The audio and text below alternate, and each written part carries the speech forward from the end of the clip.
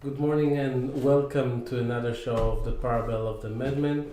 So today we continue to discuss about subjects that we are dealing as a community in third world countries where rights is not absolute, not every right have a place, not every right is the same like here in Europe. I want to start with a nice video. I assume everyone know, but just to make the context again. So let's see it now. To make the context again. So let's see it now. To make the context Come again. Thank you. So Good morning. let's see it now. Why are you gay?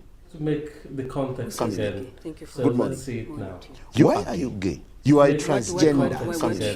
here. So let's You see are a it now. transgender and you're gay right. You are a transgender and outspoken now. You are a transgender and you're gay right. You are a transgender and outspoken now. You are a transgender and you're gay right. You are a transgender and outspoken now. You are a transgender. Why you gay right? Now we're looking at and outspoken now. You are a transgender. Why you gay right? Now we're looking at and outspoken now. You are a transgender. Why you gay right? Now we're looking at and outspoken now. You are a transgender. Why you gay right? Now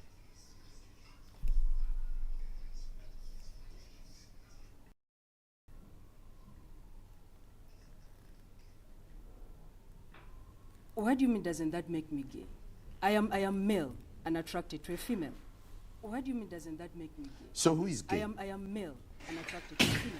I'm gay. Olomsaja Christmas. I am male and attracted to a female. I'm gay. Olomsaja Christmas. So sorry for the technical difficulties, but we are learning.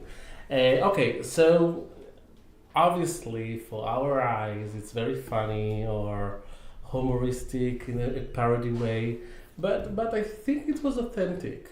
Like the surprise face or the surprise idea that man had, the host of the show, and the difficulties that gay activists and gay community is dealing in Africa or in the more conservative parts of the world is very real, and it's reflected here in this interview. Like from one hand, the lack of understanding, okay, of something that is above the conservative way of mind, and from the other end, we have real life. Okay, we have people are with internet is connected, and people want the same rights that there are other fellow Homo sapiens have in other countries, and I think the gay rights is a good example to describe our method, how we apply this method in different parts of the world, and how our agenda as a community is fit wherever we are. Again, in the Western world, it's very easy, okay, because we have more freedom than others country, but the majority of our members are not in Europe, not yet. Okay, like we just started now the Eureka PT, Eureka Portugal, and we have a plan to expand our activity here in Europe and North America. But until now, the majority of our communities are in the Middle East and Africa. So those subjects, those dilemmas, those problems are real because we are dealing with them every day, and we cannot confront. Okay, if something is illegal, like in Uganda, okay, it's illegal to be gay. How can they check it? It's a good idea. Like it's again, in our perspective, it's dumb to create a law that you cannot enforce. Okay, because what is the definition of gay? Is and just to make clear, up to 40 or 50 years ago, in the majority of the world, homosexuality was defined as a psychiatric disorder. Okay, so again, the balance between the progressive thought to our evolution stage. So just again to make this point more clear with what we are dealing and how we dealing it compared to other influencers, I want to make to see the interview that the president of Uganda make, I think a few days or weeks ago. Let's see it.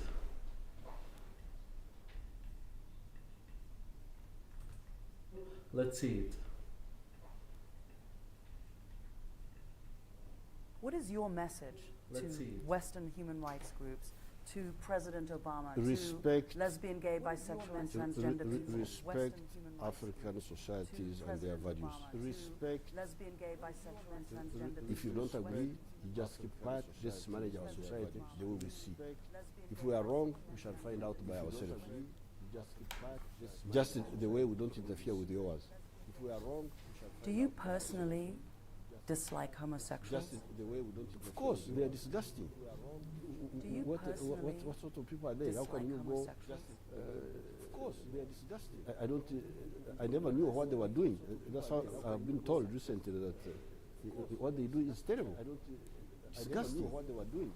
But I was ready to ignore that if there was proof. That's how it was abnormal. But now the proof is not there. If there was proof. That's how it was abnormal. But now. Hi there. My name is Michael Crawford. Yes, that guy you might have read about in Forbes and other financial magazines. Hi there. Although we like to promote businesses, this specific business is, again, it's a business, it's a legitimate business. I know this nice person, but it's not the business that we are promoting. Okay, so again, there are vast majority in the other part of the world that seeing homosexuality or values that connected with liberalism or even socialism as something that they are not agree with. Okay, again, as a Western person, as a gay person, as someone that live in Europe, for me to hear those words out of a president of Uganda, and he's not alone, by the way. As part of our activity, I've been in Uganda last year. I visited there and I saw the struggle, not only in the terms of technology and progress, but also in those issues of rights and obligation and the connection between the government and the citizen, and how much the government feel obligated to their citizens. So I met with a politician. But again, their point of view is to say, we define what is normal, okay, what is normative, as we spoke in the last show. The majority of Uganda, again, I don't know how they check it, but I can believe it after I've been there, is more conservative. The ideas of the progress movement is very, very, how to say, doesn't still sit on a good place for them. That they fully understand to say, okay, it's not my concern, whatever people do in their home, or who they love, or there is a question that I was being asked when I spoke with people in Uganda. Is there how can I define it? Love is a right, or like the state obligate to give you the right to love, or no? Again, there's no one good answer, because here in the Western world, love is a basic right. Okay, you can love whoever you want, you can build a family with whoever you want, and we still know the struggle that we have in the United States and parts of Europe, that the more conservative trying to fight gay rights. So it's that just saying, just point of the understanding that it's not obvious. Okay, for us this may be obvious because we live in this world, but for the other part is not obvious, so now it's the question: what is our obligation in order to preserve the life of our communities? Okay, to say, okay, listen, let's touch this subject without making provocative action in order not to get in trouble with the environment that we are living in. Again, our agenda is to say we want to change because we believe in those values and we are not ashamed of being in this part of the map, of the political map, but we will not do it by force and we don't do it by taking action that is risky for our members. We're doing it by explaining, by persuading. And it's not easy, it's taking time, it's very, very slow process, but it's happening. The humanistic, social democratic movement in Africa, in our countries that we are involved with, we see the members grow every day. The interested from the part of the people are growing. So it means that we are doing something good. This kind of show is a good way to communicate and speak about those subjects.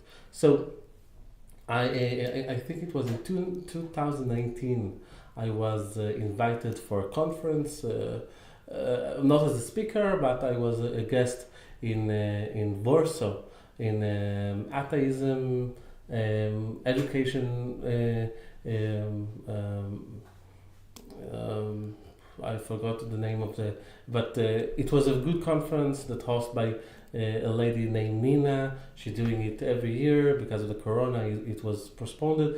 But in these conferences, I had the ability and the chance to see, to meet with other people, again, to see how different approach for different problems, how people react in their point of view. And again, these subjects are up, what we should do. There are people that are more proactive in a military way, people that are more think that it should be more firm actions against those governments. Again, I don't think that governments is the problem. I think government and legislation is a reflection, okay, of what is the street norms. We can see that after the street norms is changed, the laws are changing too. It takes time. There is a gap between the street point of view to legislation, but it's automatically happen. It's naturally happen. But after me being involved in rescuing refugees from the Middle East to Europe and understanding, by the way, yes, I was meeting in order to really understand. I'm not one side man. Okay, I part of knowing myself. I like to always questioning, re-questioning, checking, advising with professionals. So I was this is why, by the way, I'm in Europe, because it's so complicated. Me, as a former Jew and an Israeli, to meet with the far-right neo-Nazis here in Europe, it was not only complicated in the logistic way, it was so tense meeting, but I told them I'm not coming as a Trojan horse. I'm coming to understand your point of view, because now I'm dealing with refugees. I'm trying to bring them inside Europe in order to save them from persecution, or from, even if it's not legal, criminal persecution. They are really being bothered and insulted and humiliated in a daily basis, and the fundamentalistic religious people in Africa and the Middle East can make the life of a person living hell. So I met with the far right and the far left and with the middle, and trying to understand what is the best. Okay, because working immigration, we all know, we need hands. Okay, but then I discovered something very interesting. that it's not was not obvious, because in the left side of the map, it's like, for sure, open the border. Open the border, whoever want to enter, enter. And from the right side of the map, they're saying, well, you're changing Europe. You're changing Europe. Because every country, as we said, we're accepting the differences between humans. Okay, it cannot be working only for one side. If we're accepting that in part side of this world, for example, the Middle East is more conservative, we're accepting that Europe and the North Americans are more liberals. Okay, this is the diversity that we are living in. But what happened here in Europe, that the far left want to open the borders without any questioning, and the far right, as a contra to the far left, saying no, close the border, we don't care anymore. So our job is to make the balance. So this is why we are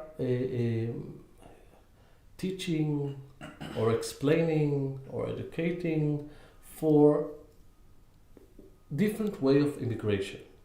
Okay, to see countries not as nations, okay, not as not nationality, because in Europe the nationality is secular, but people that are think that national is about blood. By the way, like Israel.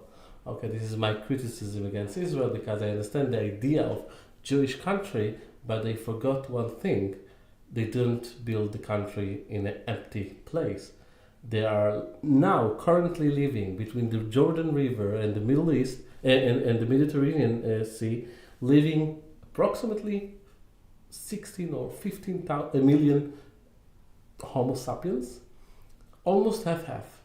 So with the occupation, without the occupation, it doesn't matter. Between the Jordan River and the Mediterranean Sea, there are living 15 million Homo sapiens that are divided almost half between Jews and non-Jews. So saying that Israel is only a Jewish country, and in order to be a citizen you need to be a blood Jew, it's not only nonsense, it's almost impossible. So luckily in Europe it's different. The nationality is based on heritage from one side and acceptance. Like, you can be a citizen even if you're not blood related to this country. So we ask to promote another idea of on immigration policy, to say based on ideology. Okay, to say yes, there are countries that are defined by some idea. That I say to myself, okay, I come to Portugal because I love Portugal.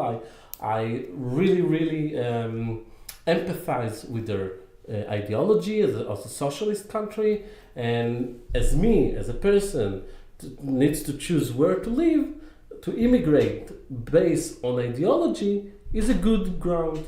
And then you don't change the DNA. It doesn't matter if I was former Israeli or former Brazilian or former Egyptian. Okay? In the end of the day, I fit in Portugal DNA, ideologically DNA. And this is the same on Amsterdam, Germany, United States, Canada, and again, in the other way, if someone say in Europe, living in Europe, and say, oh, it's not Muslim enough, or it's not Christian enough, or it's not religion enough. Okay, immigrate. We are pro-immigration, both ways. If you think you have a country, let's take Iran as a good example, although Iran, again, this is what we are saying. Changes started slowly from the street up, okay? Like we had the hijab revolutionary action against the hijab there, but they are still Islamic Republic of Iran, something like this. So if you think, oh, we need to be more like Iran, no, we don't need to be more like Iran. If you like Iran, you can move to Iran, no problem. But this is the balance between the far right and the far left, to say we are pro-immigration based on match for this particular country. Again, a lot of people doesn't agree with this ideology or doesn't accept it, but in the end of the day, it's working because the Eureka community started at the point that I understand I cannot bring everyone inside Europe or the United States or Australia because we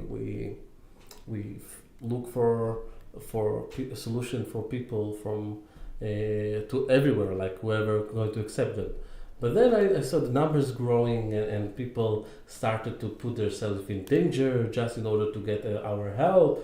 And then I said, okay, in one point I understand that it's impossible to move because in those groups you could easily, by the way, define the people that are taking a ride on the atheist or on the religious wave just to enter Europe in order to make their life better. And I understand it was a risky way. And so we said, okay, let's start to build communities in your own country. Let's bring prosperity and the Western ideology to you. You agree with us, right? You think that our values are good. Let's bring it. And again, out of respect, we don't do provocative. We had, I can tell now because I'm in a different place here. In Tunisia, we have a big supporters community. Our chairman, the global chairman, is from Tunisia. They didn't like at the first. They heard about an Israeli Jew. Doesn't matter for them if I'm not practicing Judaism because people still think that Jewish is a blood. Again, it's maybe genetic related because we are usually married in our family, okay, but there's no such thing Jewish gene, okay. It's an anti-Semitic, Nazi, horrific idea to speak about genetic Jew. They didn't care about it. They didn't care that I'm pro Israel and Palestine, and I have communities in Palestine too. And one of our ambassadors is from Gaza that now is living in Turkey. They didn't care about it. They tried to make a narrative of a Jewish Israeli social democrat communist guy that's trying to make a Zionist plot inside Tunisia. But then they met me. We met in Turkey. We spoke with in some clerk diplomatic level, and I explained them my ideology. I explained them what I said, and suddenly their attitudes change after the community suffered of persecutions and horrific problems. Then everything changed, and then they understand. We're bringing jobs. We're bringing tax paying, we're bringing opportunities, we're bringing foreigners money, and this is how we make communities. I will not say that we are majority there, we are still a small group, but we can see our ideology is spreading slowly but steady around Africa and the Middle East. So again, I may be I'm a humanist activist and a secular activist, atheist, but I'm not pro-anarchism and against military actions. We had a story that happened once I said in one of the interview that I made, I said that I'm against military actions. And someone wrote, we know about the military actions that the community made in order to flee people from Iraq to Turkey. So I don't deny that, don't approve this statement, but I mean against military action, I mean to break the law in order to make a point, okay?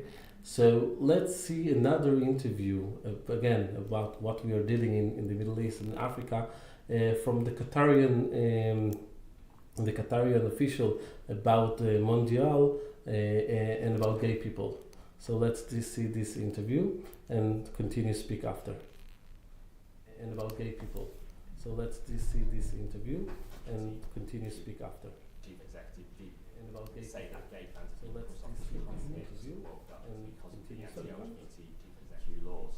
What would your message to those fans be who are sort of wary of making fun of those LGBTQ+ fans? No, I don't know anything about what the chief executive has said about this, but I assure everybody that everybody is welcome here, and everybody will feel safe when they come to Qatar. I assure everybody that everybody is welcome here, and everybody will feel safe when they come to Qatar.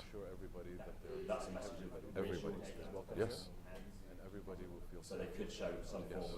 If I held your hand, Rob, right now, and I walked outside the street for hours and hours and hours, nobody would say anything to us. If I held your hand, Rob, right now, and I walked outside the street for hours and hours and hours, nobody would say anything to us. If I held your hand, Rob, right now. I mean, look, you're asking the question. I'm not going to get into that, but I think people should understand that this is a festival. This is a celebration of football. Into that, but I think people should understand that.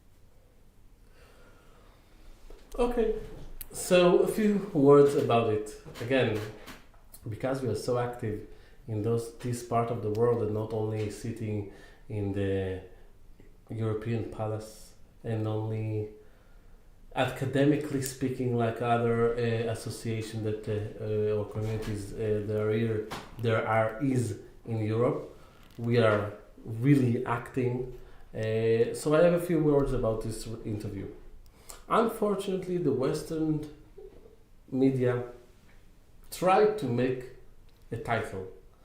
They want to hear the Qatarians say that they're going to abandon gay people. But again, we making, and the conservative part of the world, making a separation between the personal side and the public side. Qatar make a good, again I have a big criticism against their, in the socialist part, how they treat their employees and the workers that was died in during building those monuments of the Mondial, of the World Cup. But as a public, or how to say it, public relationship, they say very, very good, and this is what working in the Middle East. Make a separation between the public sphere to the personal sphere. What people did or didn't do in their own hotels without, again, going out, they didn't interfere. Even Israelis could freely arrive and be hosted by the Qatarian. Even Israelis. But in the public sphere, people should respect whatever the norm is. Not showing affection, not being, I don't know how to say it, too gay. But again, the idea of the separation between the public and the personal is so helpful to solve problem in the Middle East and Africa. Because yes, we have some progressive thoughts, okay, ideas, like women's rights, like gay rights, like freedom of speech, that we are as a community believe in it, okay? But how to practice it, it's a question that I dealing with it every day of my public